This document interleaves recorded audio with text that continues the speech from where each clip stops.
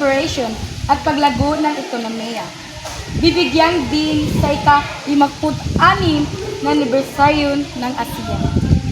Ang regional na pakikipagtulungan ay bibigyan din sa ika-56 na anibersaryo ng Asia, na naglalayong palakasin ang paglago ng ekonomiya sa rehiyon.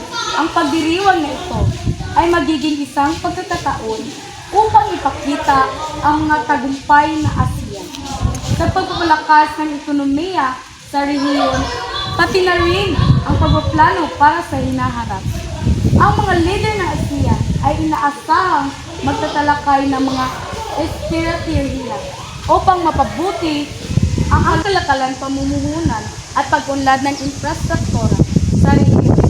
Ang mga usapin tulad ng pagbabago ng klima, seguridad at sustainable development ay inaasahan talakayin din. Ang pagdiriwang na ito ay magsisilbing maalala ng kahalagahan ng pagkakaisa at pagkikipagtulungan sa paggamit ng pagkahalatang kaunlaran ng